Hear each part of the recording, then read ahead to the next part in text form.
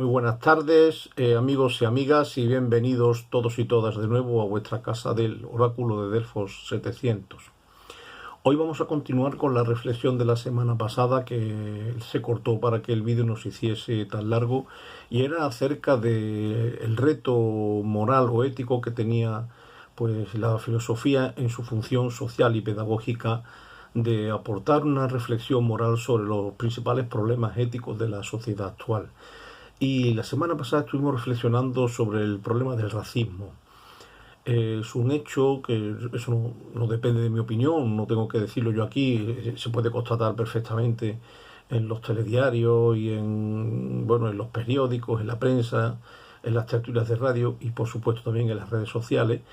que lamentablemente parece ser que asistimos a una especie de renacimiento de nuevo de algunas actitudes sociales que ya creíamos superadas, como el racismo y la xenofobia, y yo diría de una forma más concretamente la aporofobia, porque estrictamente hablando xenofobia es el odio o la aversión al extranjero, pero la aporofobia es el odio o la aversión al pobre. Y el concepto de aporofobia, como nos dice la filósofa valenciana de la Cortina, incluye ambas cosas. Por un lado está la xenofobia, el rechazo al otro, al extranjero, y por otro lado está también el rechazo y el desprecio y el darle la espalda a los que tienen necesidades económicas, es decir, a los que están huyendo del hambre, de la guerra, de la miseria, de la pobreza, en una palabra. ¿Por qué decía de la Cortina esto y acuñaba ese concepto de aporofobia? Porque decía, hombre, es que no se tiene la misma versión a la entrada de extranjeros que vienen, por ejemplo, pues para enriquecer nuestra hostelería o para el turismo o para invertir aquí capital, no se le pone la misma cara al extranjero rico que viene que al extranjero pobre. Por tanto, es una xenofobia que también tiene un clarísimo condicionante socioeconómico, por eso lo llamamos aporofobia. Y decíamos, parece ser que hay una especie de nuevo emergentismo de esa actitud racista y xenófoba y aporófoba en los tiempos que corren, y no solo en nuestro país, lamentablemente, sino también en otros países del continente europeo y también en Estados Unidos. Lo vamos viendo y lo vamos viendo en el resultado también de ciertas votaciones en ciertos países, de ciertos sectores ideológicos extremos que están volviendo a insuflar y a provocar ese tipo de mensajes, el nuevo afloramiento de esos populismos que ya creíamos enterrados. Y sin embargo, esto está empezando a calar, y yo decía la semana pasada, incluso también entre gente joven, incluso entre gente también pobre. Esto lo analizaremos.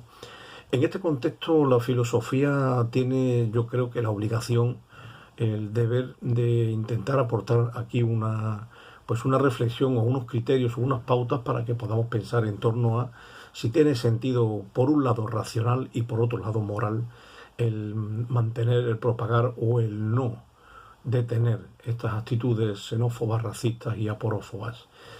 A mí me parece evidente, pero es posible, no, es seguro, ya digo, habida cuenta de lo que vemos y oímos y leemos a nuestro alrededor, es seguro que hay gente que no está de acuerdo con esto y que hay gente, para mí, y lo digo claramente de una manera incomprensible, que pueden situar este discurso que yo propongo como un discurso escorado también hacia una línea ideológico-política determinada. Y yo no estoy hablando ahora de líneas ideológicas ni políticas, estoy hablando de una cuestión exclusivamente de valores éticos y de valores humanos. Independientemente de quién lo propague o quién lo promulgue o quién lo fomente, la teoría básica del racismo o la actitud básica de la xenofobia o de la aporofobia es obvio que no se puede deducir racional ni lógicamente ni de los derechos humanos, ni de la naturaleza humana, ni de ninguna base de razonamiento o de ningún fundamento racional que pueda fundar los valores éticos y los valores morales. Eso me parece que tiene poca discusión, al menos podríamos verlo así a lo largo de la historia del pensamiento, por lo menos del pensamiento filosófico. Si queremos, podríamos también incluir algunas tradiciones espirituales también, o lo que ha sido la evolución y el progreso cultural en general, no solo en Occidente, sino también en el Lejano Oriente. Lo miremos como lo miremos, desde el punto de vista teórico no se puede sostener ninguna base ni racional, ni científica, ni filosófica, ni ética para poder defender actitudes y posturas racistas, xenófobas y aporófobas. Esto solamente, desde el punto de vista teórico, solamente se podría sostener desde una supuesta superioridad de unos seres humanos o de una raza sobre otra, cuando además ya sabemos que el concepto raza, de hecho, ya está absolutamente criticado y cuestionado y puesto en tela de juicio por muchas corrientes de antropología filosófica y de sociología. Pero aun suponiendo que existieran dichas razas o que pudiéramos definir con los colores de la piel como raza o como distintos tipos de... Lo que no tiene ningún sentido es identificar eso, ese color de la piel, o tradiciones culturales, o tradiciones históricas, o tradiciones nacionales, con distintos tipos de humanidad, porque eso no se sostiene de ninguna manera. Todos, no es que pertenezcamos, todos somos la especie humana, todos somos el género humano. Eso significa que lo que nos une, el hecho de ser humanos, es infinitamente más importante que lo que nos separa, nuestras tradiciones, nuestras culturas, nuestras historias, nuestras religiones, o nuestro modo de ver el mundo, o nuestro color de piel, porque lo primero, lo que nos une, lo que nos hace iguales o idénticos, es justamente nuestra propia esencia, aquello que todos tenemos en común, es decir, el ser humano, el ser persona. Gracias a la consideración filosófica de la persona y de la personalidad, se pudo traspasar eso al código ético y jurídico de los derechos humanos. Después de las sucesivas redacciones de las cartas de derechos humanos hasta la última ya firmada en Helsinki, no hay hoy pues ningún país ni ninguna constitución, al menos de las que se pretendan pretendidamente democráticas, valga la redundancia, que puedan afirmar que viven en una nación democrática, en un país democrático, en un sistema democrático, si no respetan los derechos humanos. En otros vídeos anteriores también decíamos, cuando hablábamos de democracia, que la democracia era la suma, por un lado, de elecciones libres y por otro lado de derechos humanos. Que si la cosa se quedaba exclusivamente en ir a votar cada 4 años, pero el contenido material del sistema político que fuera a resultar va contra los derechos humanos, por mucho que se haya votado, eso no podía ser considerado democrático. Eso solamente podía ser considerado electoral o electoralista, en un sentido más populista, ¿no? Pero no democrático, porque la democracia no es solamente un sistema formal para formar gobierno, es también un sistema con un contenido, es un tipo de concepción de la sociedad y un tipo de concepción de la política y de lo político. Desde este punto de vista, la filosofía nos invita a pensar qué tipo de sociedad consideramos mejor y más elevada desde el prisma de los derechos humanos o de la democracia. Una sociedad en la que se respeta a todos por igual, o una sociedad en la que se consideran que unos por el color de su piel o por su estatus son superiores a otros. ¿Qué tipo de humanidad es una humanidad moralmente y éticamente superior?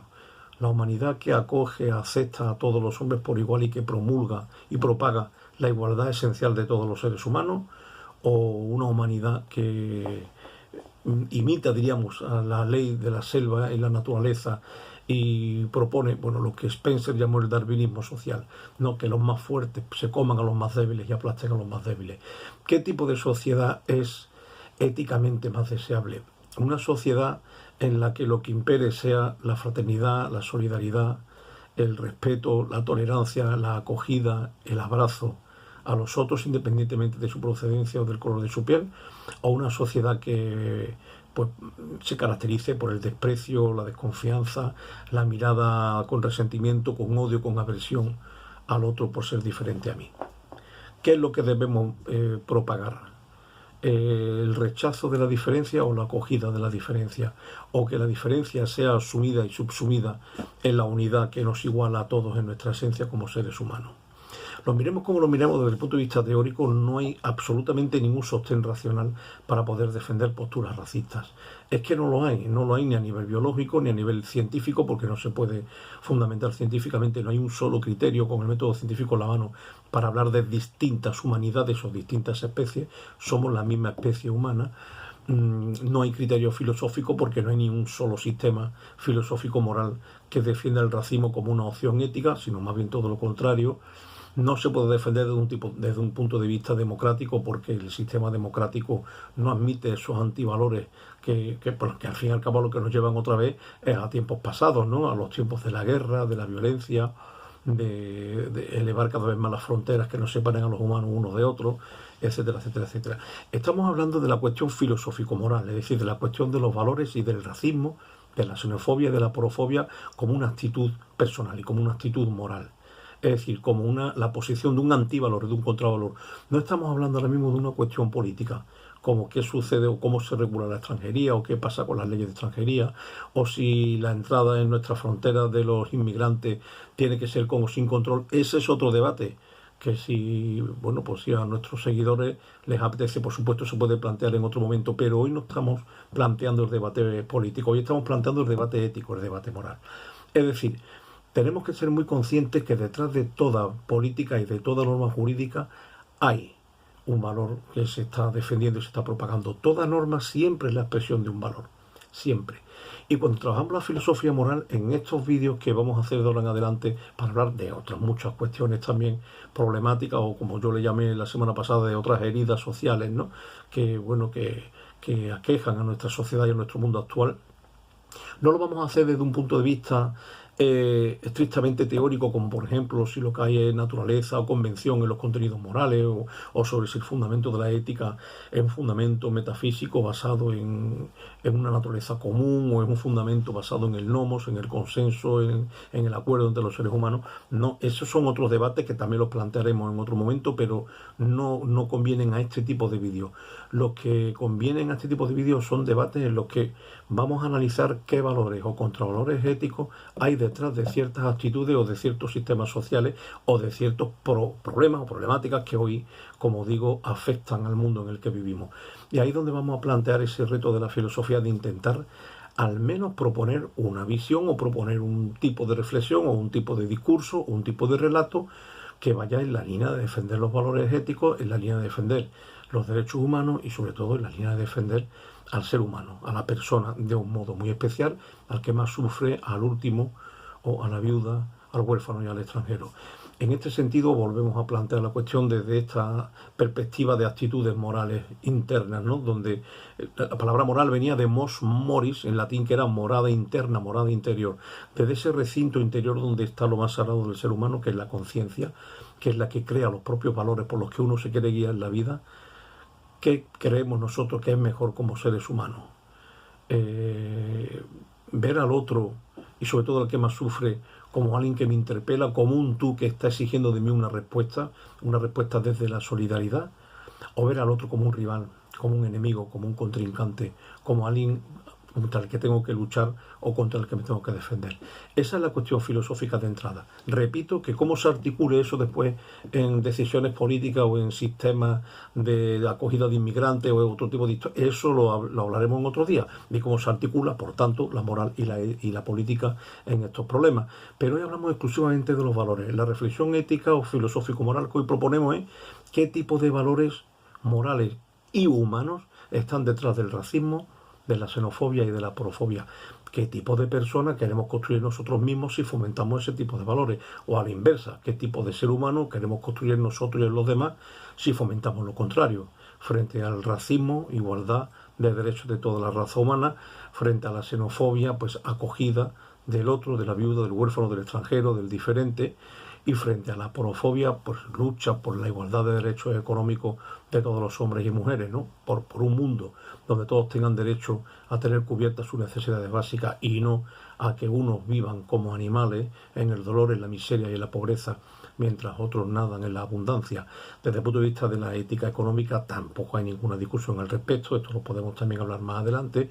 pero si eso es lo que está también detrás del problema del racismo, es decir, el tema del reparto de la riqueza a nivel mundial, pues es otra cuestión que nos tiene que plantear que es más ético, si la igualdad o la desigualdad, o si el derecho a tener igualdad de oportunidades en todos los lados o no, o el que la riqueza, como digo, y la abundancia y los paraísos consumistas de uno vayan en contra del incumplimiento de las necesidades básicas de otros.